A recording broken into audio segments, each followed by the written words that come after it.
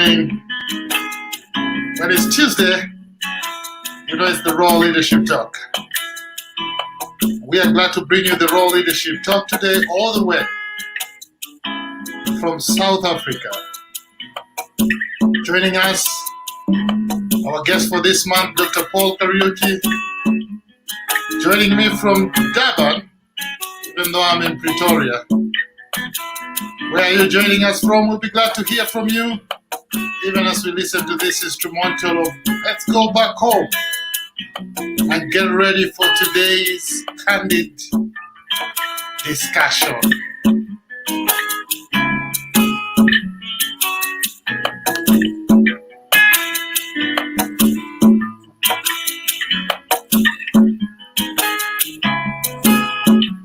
Where are you joining us from? Connect with us and let's engage in this particular discussion today.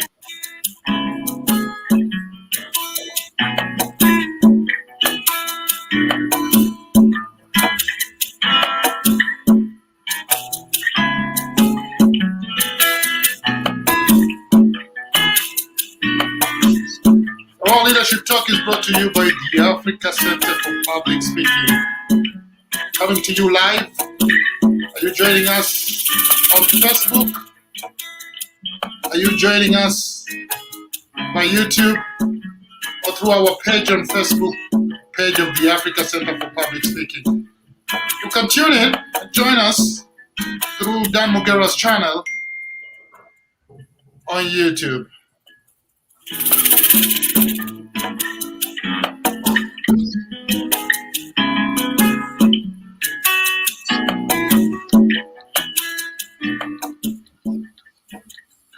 Dr. Paula, how are you? How have you been last week?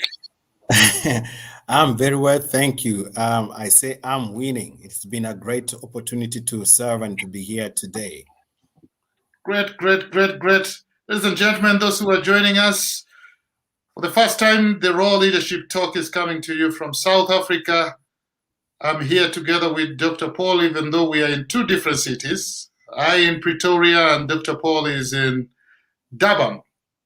Dr. Paul, I know we have been doing different discussions since the first Tuesday of this particular month, and today we are looking at what organizational leaders are saying about the future of hybrid work. I mean, of hybrid work, yes. And so, if you're joining us, that is the topic for the day: the future of hybrid work. But again, what organizational leaders are saying about that. And it will be important, Dr. Paul, for you to expound for us exactly what is hybrid work. So thank you again, Mr. Den, for having me on the show again. And I appreciate the opportunity to build on what we spoke for the last 2 weeks about the future of workplace. Now that COVID-19 has hit and every country, no country has been spared, and therefore no organization has also been spared. So there has been a lot of shifts in different spaces, from organizational leadership, from staffing, from operations, from strategic revisioning of organizations. So there has been just quite a lot of changes taking place. So hybrid workplace simply means a flexible workplace that allows in-office personnel to co-work together with those who are in remote places for achieving the goals that they have set for themselves as an organization. So it's a combination of different workforces working from different places, some in person and others outside of the office, or what we call offsite. Mm-hmm. Wonderful. There, wonderful definition of hybrid work. So how have organizations adapted to hybrid work? Is it a challenge or is it an easy thing for organizations to really adapt? Well, it has meant different things for different organizations depending on where they are at in terms of their own development and their own capabilities. And in capabilities in this case mean from a human resource point of view, from a technological point of view, and from the resources, financial resources, and other forms of capabilities point of view, where they have to be certain things in the workplace to facilitate the hybrid workplace. So, for instance, organizations had, most of them have had to reinvest in their technological capabilities, for instance, so that they are able to create an environment where their staff members can be able to work remotely and be able to still be effective towards achieving the set goals. Others have to also invest in data to allow staff members to be able to connect and be able to work effectively online. Others had to change their workspaces so that there is a little bit more of connectivity with each other, and perhaps break the walls, if we're to say so, where people work independently. Workplaces have been redesigned so that they can be able to accommodate different ways of interaction, partly to enable staff to be able to make changes and to adapt to the changes. Because one of the things we spoke about last week in our show was that there has been a noted increase in mental health issues because of people working isolated way and feeling a little bit disconnected to organizations and to people. And so organizations have redesigned their own working spaces to facilitate connection and building up of relationships and social fabric of their own organization. So in terms of how organizations have adapted, there has been several factors of consideration depending on their capabilities, whether it's human resource or financial resources or technological capabilities. Wonderful, wonderful thoughts. For those who are joining us, we are talking about what organizational leaders are saying about the future of hybrid work. Now, everything has foundation, Dr. Paul. Yes. And when you make foundation, you also have to create strong pillars for sustainability, or to make sure that whatever you have created really works. What are the pillars of hybrid workplace? I would like to categorize them into two main categories, so that because there are so many of them, but I think there are two main that stand out for me. One is flexibility. One of the things that COVID-19 has done for all organizations, institutions, governments, and any other sector representation has been about flexibility. There is no organization that will be able to stand even long for long if they are going to be static and undynamic. And so one thing that supports hybrid workplace is flexibility on all stakeholders. So from leadership point of view, its ability to engage and understand your workforce. From employees' point of view, is adapting to the different dynamics that the organization may be setting up, so that productivity is not affected, and also the wellness of individual employees is also not affected. So flexibility also in terms of strategy, flexibility in terms of rethinking the way organizations see themselves in the world, and in terms of also how to allocate resources. That has seriously been influenced by the way COVID-19 has reshaped the workplace. And so flexibility is an important pillar to support hybrid workplace. The other factor is support. Support in many ways here may connote leadership sensitivity towards their workplace. As just reiterated, that one of the biggest things that organizations are doing now is to create wellness programs to ensure that their workforce is in the best social and mental health as possible as they can possibly make it work. And the other support is ensuring that there are strategic policies within the organization that support the organization to stay relevant and sustainable long-term because of the implications of COVID-19. So support is both organizational, it's also about employee, and it's also about the work. So the support here for work-related purposes is to create synergies between teams and between management, so that there is complementarity of efforts. And at the same time, the complementarity of efforts is underpinned by sympathy and empathy. We're feeling each other's world constantly. At the same time, also, we are able to transcend whatever situations that may come across, some members of staff, for example, fall ill. Somebody within Yes. the team must pick up that work, and without asking for extra pay, for example, and just to Mhm. know that their support at this time is needed to get the organization working, and it's not an exploitative situation. So support is moving in different phases depending on the need at part time, but it has to be there as a pillar, and support must be interpreted part time. What support is needed? Is it organizational? Is it financial? Is it emotional? Is it management support? What support is needed? But it has to be there for a workplace, hybrid workplace, to be functional and productive for everyone. Wonderful, wonderful, wonderful thoughts there. But are there things that needs to be in place, Dr. Paul, for hybrid workplace to be successful? Definitely, there has Talking to be. about that, also you could also bring in some of the things that you think could actually make hybrid work impossible or a failure. Yes, and I'm happy to talk to both. So let's start first with what would make it work. What would Mhm, make it work, number one, is flexible use of technology. Yeah, mhm, one of the things that COVID-19 has made it possible is for us to appreciate that technology is a friend of us, is an enabler. It is not is not an enemy like it used to be perceived. There was a time that people felt that technology is going to take away their jobs, it's going to frustrate human connections and things like that. And while some of that may be true, but it's also an enabler for this period of time and season that we're living in. And we won't go back to where we used to be, I'm sure, because COVID-19 has reset the world.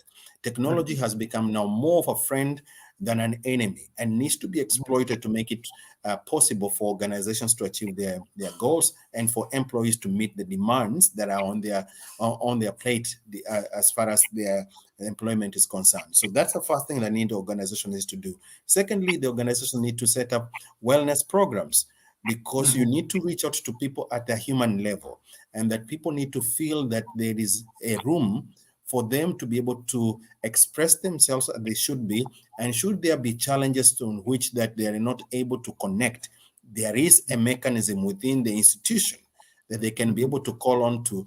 And that, of course, makes it possible for them to understand that they are appreciated, they are respected, and they are valued. The other aspect, of course, is to create safe and efficient facilities that will enable people to work together. So, like I said, there is restructuring of organizational workspaces so mhm. that people can be able to interact and can be able to work well. And therefore, these spaces become also therapeutic. Yeah, Okay. where people can feel that this environment is enabling them to work and increase their productivity, and not vice versa. So Mhm. let me talk about what can make hybrid work not work or not successful. Very Firstly, important. Very is important. static leadership, a Mhm, leadership that is out of touch with its own workforce. That will make hybrid work very impossible, because the driving force here is the mandate of the organization, rather than people who make the mandate possible. And if we go by the virtue that human resource is your best asset that you must mhm, look after as an organizational leader, it must therefore be that people be able to be to make them productive. You have to adopt a leadership style that makes that productivity possible.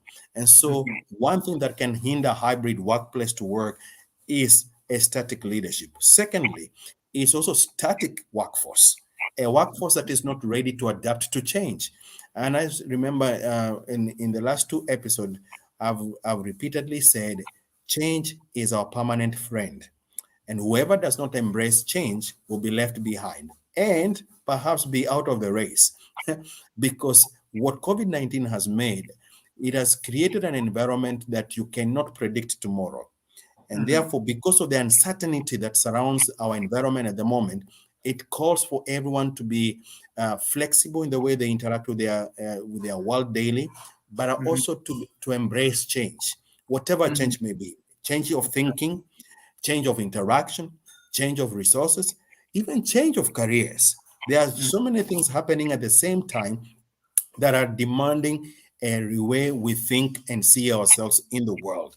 The other factor that can stop or can hinder a hybrid workplace to work, of course, is where organizations do not have capabilities, whether be technological or financial, to create systems and facilities and enablers that will make hybrid workplace to work. And fourthly, my last one is static organizational policies. You see, Mm-hmm. so if policies are not flexible to allow, for example, workforce to work home and feel comfortable about that, then it will be very difficult for people to be productive. You will discover that most people at that stage, when organizational policies become punitive or even hindrance, people start to exploring other places for work. So what happens here is that organizations start suffering by loss of staff members, what we call in professional terms a high staff turnover, where Mm-hmm. there is no where the policies are not conducive to accelerate or facilitate, rather, to facilitate a conducive environment for working. So policies also need to be readjusted to facilitate a healthy working environment, and leaders and management of organizations must be responsible to do that part of the job, so that they Yeah. ensure that their policies are aligned to the working contexts. Thank you very much. I think that's very, very, very, very wonderful Mm, indeed, mm, and mhm. and it leads us to a very important aspect of this entire Mhm. discussion. Judy Mhm. Mugera saying tuned. Vincent Ochembo says very true, Doc. Organizational policy should be progressive and conducive for all the staff. For those who are joining us right now, we are talking about what leaders, organizational leaders, are saying about hybrid work. And talking about static leadership, Dr. Paul, leadership, as John Maxwell says, everything rises and falls on leadership. Yes. What are leaders saying about the future of hybrid work? We would like to hear from you. What really are the leaders saying about the future of hybrid work? There are a couple of things that leaders are talking about when they think about the future of hybrid workplace. The first Yes. thing is that they recognize that it is here to stay. Mhm. We will never go back to where we used to be, and whoever attempts to go back to where we used to be before COVID, then they have Yes. just signed up for failure and perhaps even run out of business, Mhm. because nothing now is static. Everything is Yes. changing on a daily basis, and Mhm. so majority of the leaders, they are acknowledging that the hybrid workplace is actually the new way of living and working. And so Mhm. what is now behaving is that leaders are now being, there's a demand on leadership, if I put it that Yes. way, to be able to be adaptive to constant changing environments or the context in which they operate, as well as the context in which their employees live and work in, whether it's at home, because home now has become the office and the office has become home. And so Yes. leaders must be able to understand that the employees are transiting daily in the two environments, and therefore they need to understand that this hybrid working way of working, it has to be acknowledged as our new way of living, so that leaders can stay relevant. In fact, a recent survey that was done by one of the international human resource organization called McKinsey reported that 52% of workforce worldwide still prefer to work hybrid. Only Okay. 37% choose to be at the office, and 11% choose to be a remote, do not want to interact with anyone. They just want to work Okay. alone.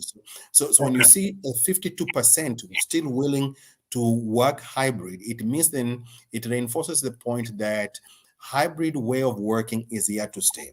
The other thing that the leaders are reporting is that they have seen, for those organizations that have created changes that are being adaptable to the changing environment, they have reported increased productivity of Okay. both organizations and of employees. The more employees feel flexible to work at different paces and at different times to meet the demands of the organization, the more happier they are becoming and the more productive they are becoming. And with the collective productivity, the overall organizational productivity is also enhanced. That's a very Mm. powerful thing to think about.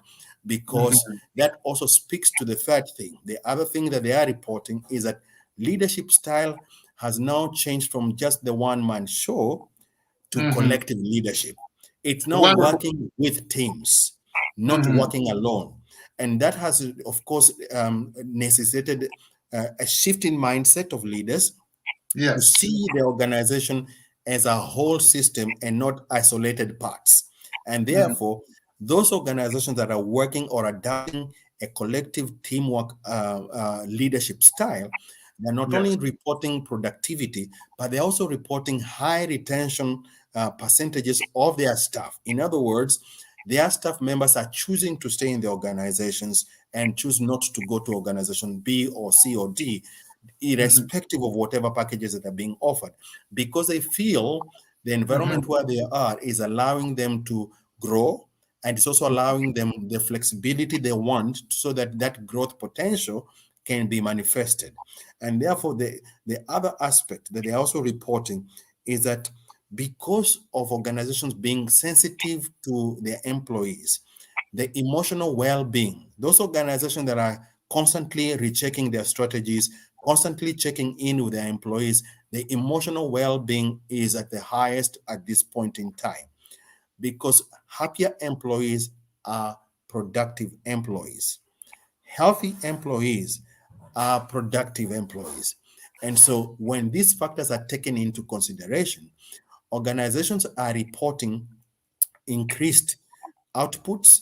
They're also talking about increased innovation and creativity within teams, because Mhm. people are healthier mentally, emotionally, and psychologically, and they are receiving constant support from the management. So leaders are reporting that those who are able to appreciate and prioritize Mhm. uh, wellness in organization are Yes. able to move in different spaces of the dynamics that COVID-19 is constantly placing on the organizations and their Mhm. context. And the last one, they have also reported Yes. improved hiring processes. Now, organization, due to flexibility, technology has eliminated geographical barriers. In other Mhm. words, it's easy for someone to work for us in Durban where they are based in UK. Yeah. Mm. And so now, in terms of hiring, we are not restricted to the natural markets that we've been, or traditional markets that we've Mhm. always been looking at. Now, the workforce has become global. And So it because there are becomes no more, easier now, Mr. Paul. Explain yeah, the point of. So, in other words, a company in South Africa can hire people in Kenya, in Nigeria, from Nigeria, can hire people from Europe or even Asia or America to work for them. exactly. Our Hmm. organization, for example, we have several members of staff who are scattered outside the country, and they're working for us, and on a monthly basis, and we are able to connect on a weekly basis. They join our staff meeting from whichever country they are in. They just tune into Hmm. their times so that they can, coincide with our time here. And what has that seen from my organization, especially? I've seen serious growth in terms of Hmm. our own work, the expansion to new areas of work, because again, when you tap to global workforce, wherever they are, whether on the Yeah. continent or outside the continent, they also bring in their new skills.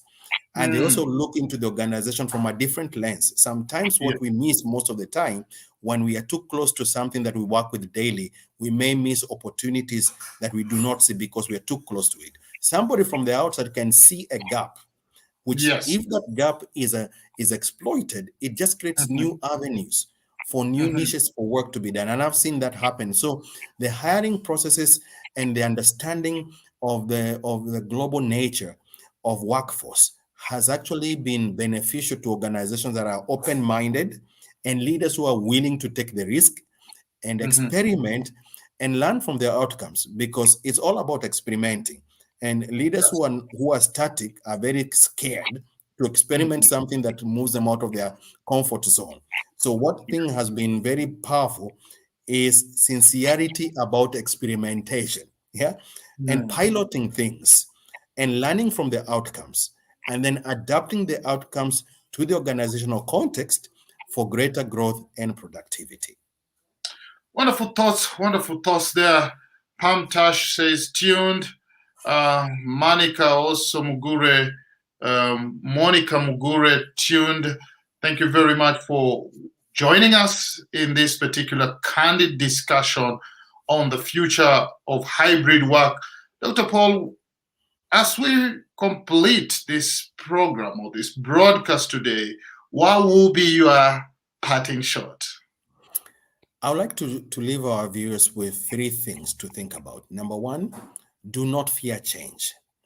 Change is there to stay. Embrace it. Learn from whatever things that you have to adapt to make yourself more productive, more effective, and more relevant to the context on the organization where you work for. And if you're running your own business, it's even more important that you learn to embrace the change that this COVID-19 has brought our way so that you can remain effective. The second aspect I would like to say, do not fear technology. Adapt to it, embrace it, grow with it, explore with it, because it has lots of benefits than anything that can be, termed as scary. And the last thing on our mind is to be able to learn that we must constantly look after ourselves, exercise self-care as best as you can, as you adapt to the different contexts at different times and the demands that life is putting on us, all of us. We must carefully make sure that we do not get into a place where one thing becomes more important than the other, especially our health. Thank you very much. Thank you very much. It's been a pleasure today to have you, Dr. Paul. And I know we still have one session next week on Tuesday. Guys, make sure you tune in next week on Tuesday as we finish this series that we've been doing on the future of work. Ladies and gentlemen, it's been a wonderful moment having you. As Dr. Paul has asserted, we are working today, right from South Africa, in different cities, but bringing this broadcast to you live from wherever you are. That tells you then that things have changed. And today we can connect from wherever we are and make things possible. This is a practical way to completely show you that the world has changed and the new normal has become normal. So let's connect and let's move forward together. May God bless you, and see you next week right here on the Raw Leadership Talk.